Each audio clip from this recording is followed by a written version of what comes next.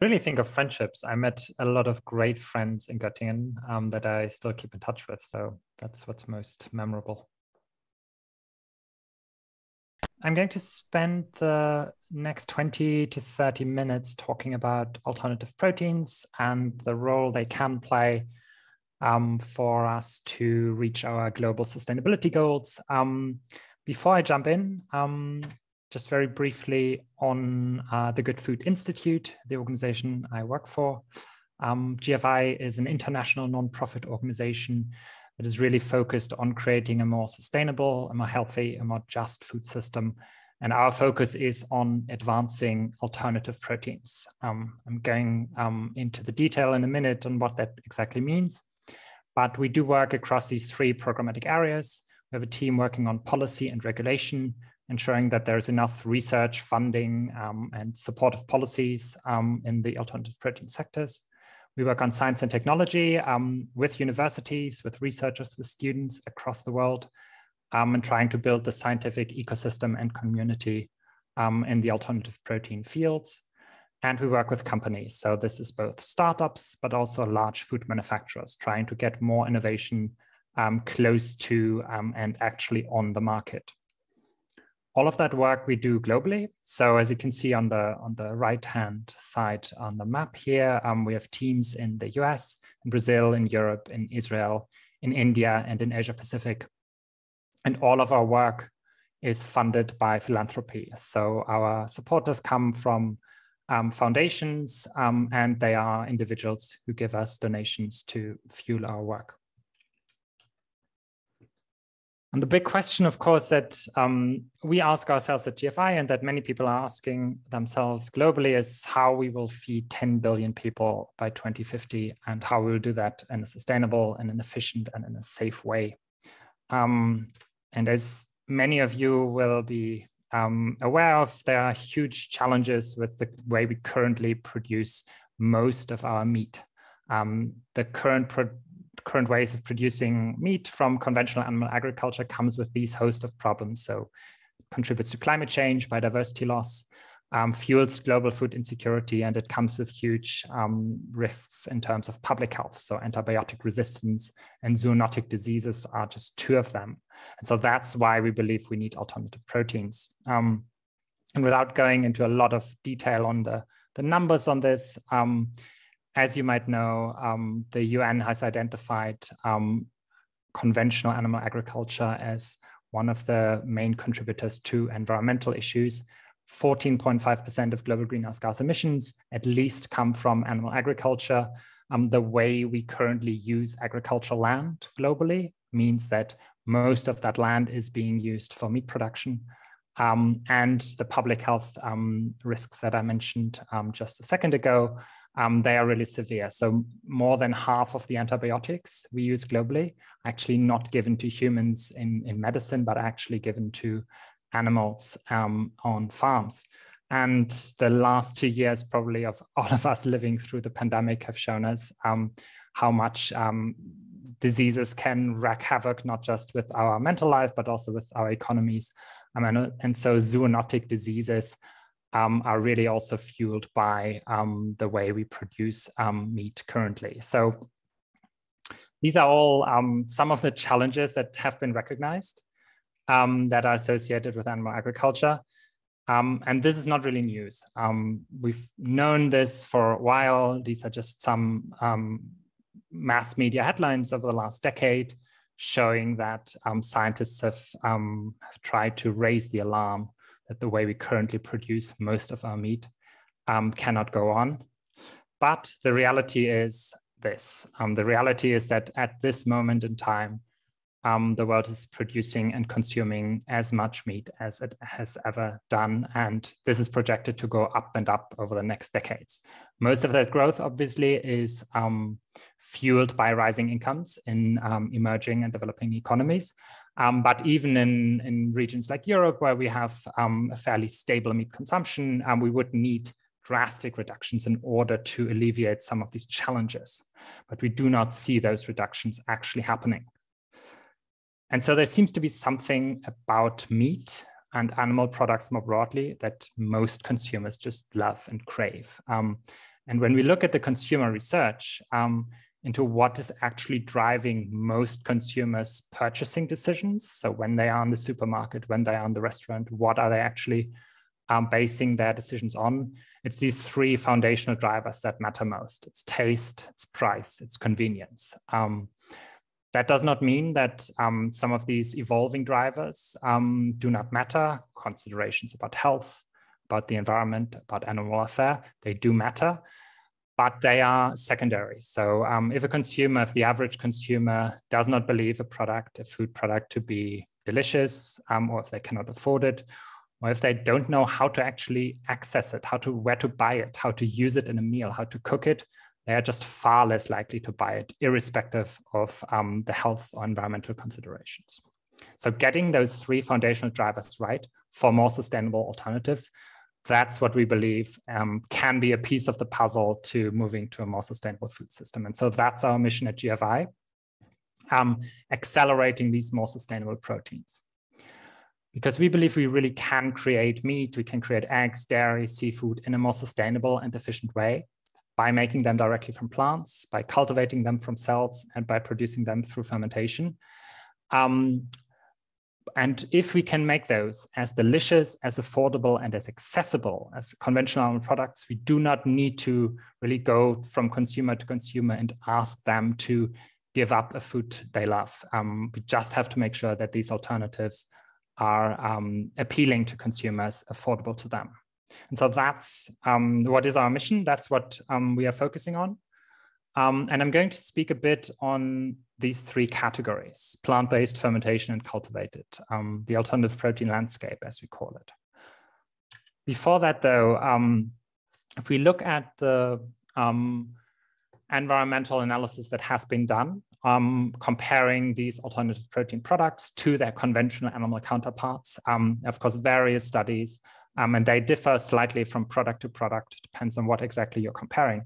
But what we see across life cycle analyses, across these product categories, that are just vast savings in terms of greenhouse gas emissions, resource use, so land use, water use, and several other indicators that we can expect if we would pursue more of a protein diversification. So if we would make sure that not all of the future growth of meat consumption comes from the conventionally produced meat, but actually if we would see more of the alternative proteins taking part in that growth.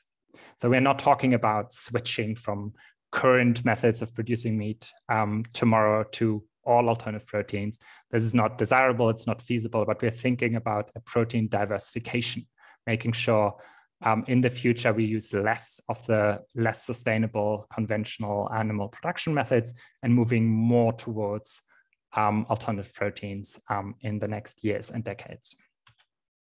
And of course, this all relates to the broader theme of this event series and of the United Nations Sustainable Development Goals. It touches upon at least 9 of the UN SDGs. And so I'm not going to go through all of them, but obviously it contributes to fighting hunger in the world.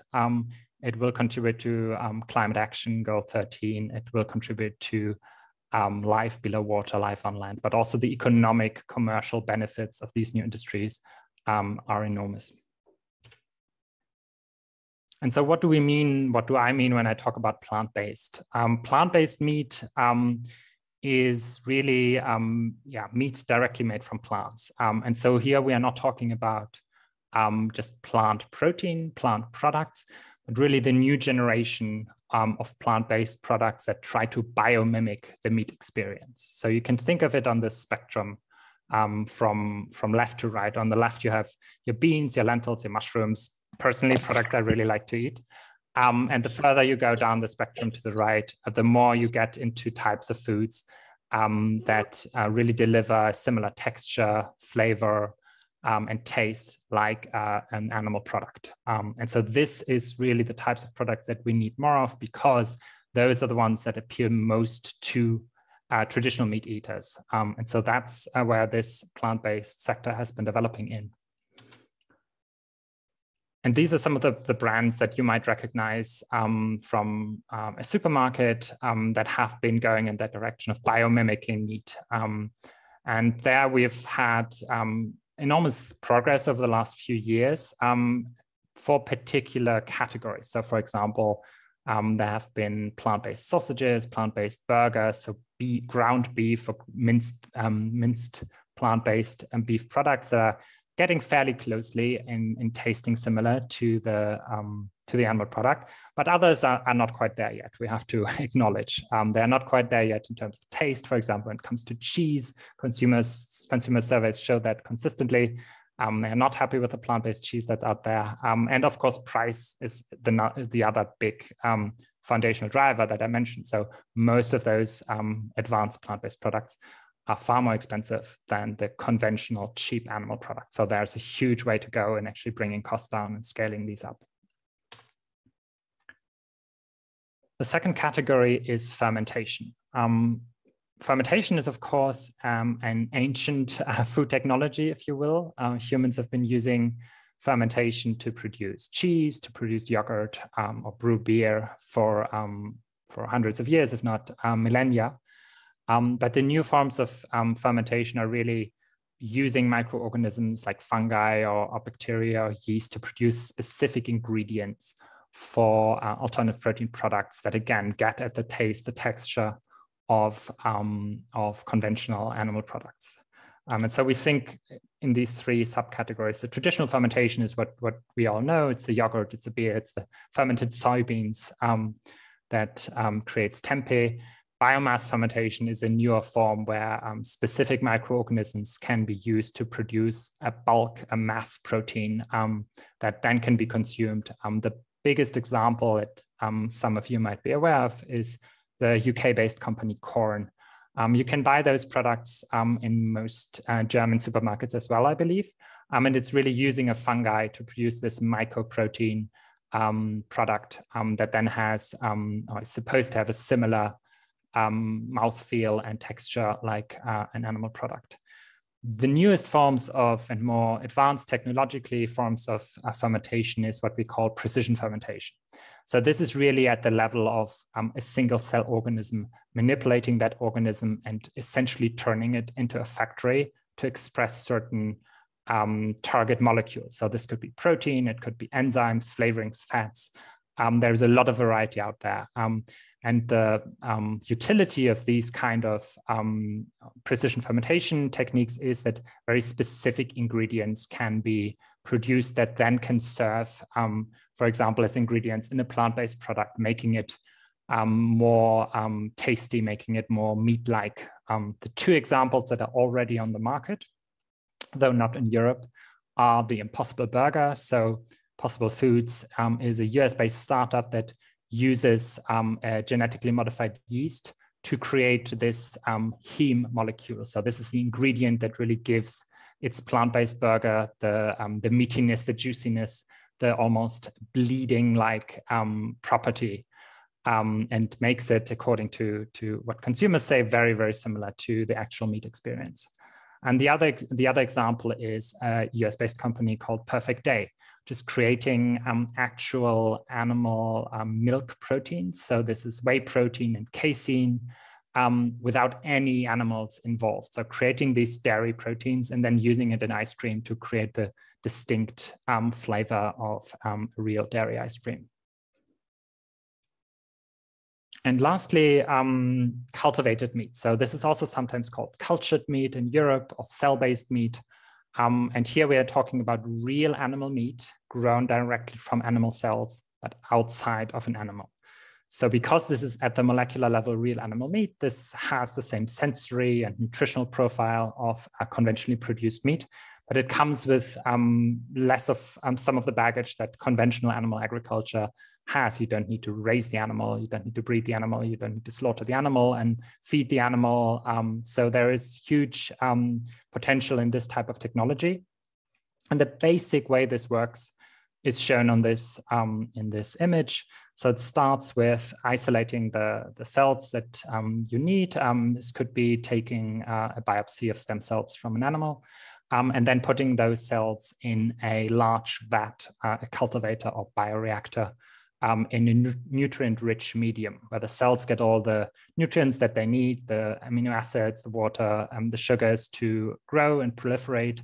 and eventually in the next step, differentiate in the type of cells that you need. So this is your muscle cells, your fat cells, your connective tissue. And depending on the final product that you want to create, you need to basically tell the cells in what kind of structures they should grow. So you need these scaffolding structures to make sure that if you have a structured product like a steak, you really create these steak-like filaments and structures. What is easier, of course, is to produce a more unstructured product like a minced beef or like a sausage-like product. But all of these different types of meat products, so we're not just talking actually meat, we're also talking fish and seafood, have been produced and can be produced with this kind of technology. But of course, this is a very early stage industry and a very nascent sector. So in 2013, we've seen the first prototype, the proof of concept, if you will, of a cultivated beef burger being presented. But since then, really, we've seen an explosion in commercial interest and new companies and startups being founded, proving that they can develop these types of products, but still at very high price points. And so right now, at this moment, we are at this cusp of commercialization, where in December 2020, we had the first cultivated chicken product being sold, being approved by the Singaporean Food Safety Agency and being sold in a restaurant in Singapore. Since then, a second product has been approved. And so we are just starting to seeing the market entry. These are still products, though, at a very low volume, at a very high price point, because they're still very expensive to produce. But what we expect over the next decade or so to happen is that we see more of these companies getting approval, selling their first products, and then scaling up, getting the cost down, and that way, reaching more and more markets across the world.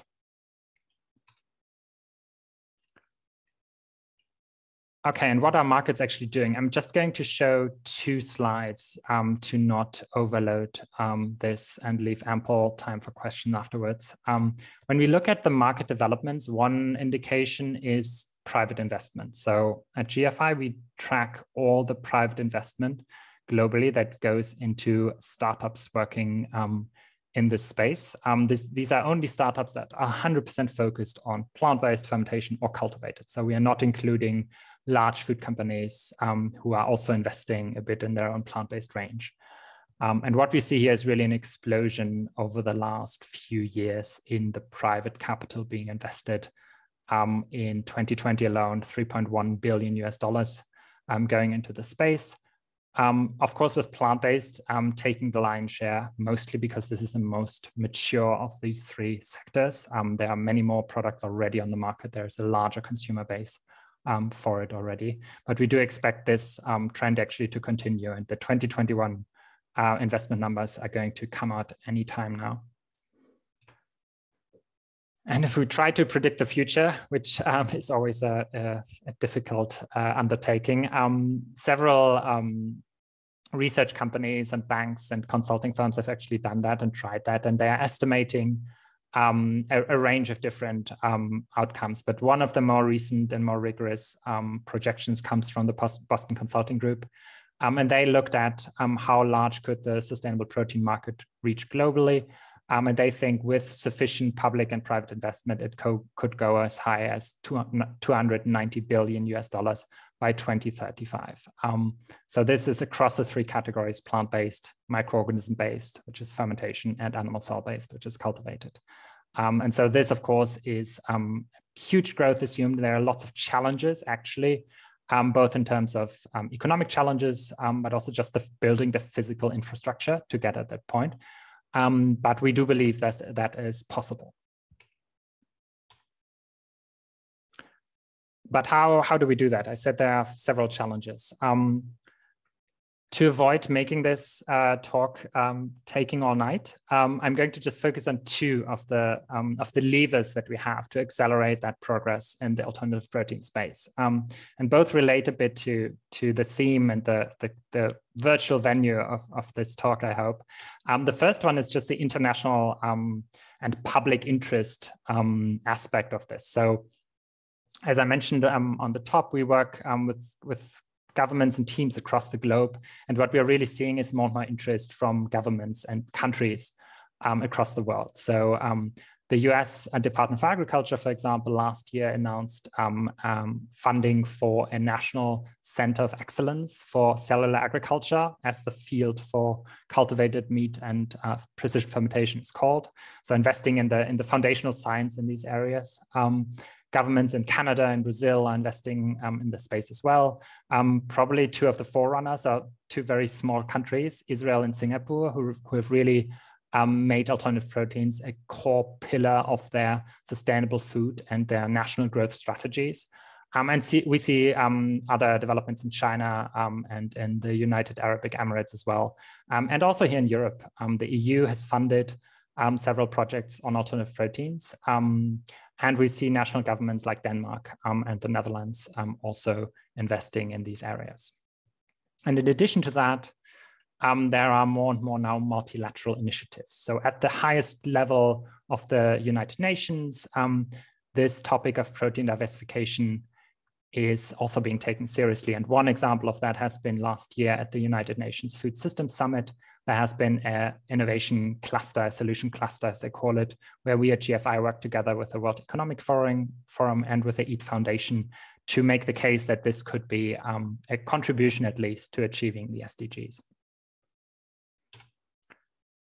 A second success factor, I would say, for this whole field is actually happening here at universities. I have very fond memories about my days back at Göttingen University, and one of those was, of course, a lot of my friends studied in the life sciences, and being a very strong university in that space, that actually lends itself to being also an accelerator for alternative proteins, because these are still really early and nascent fields. I showed the investment number earlier, private investment in 2020, $3.1 billion. That sounds like a big number, that certainly is, but the global meat market is in the trillions.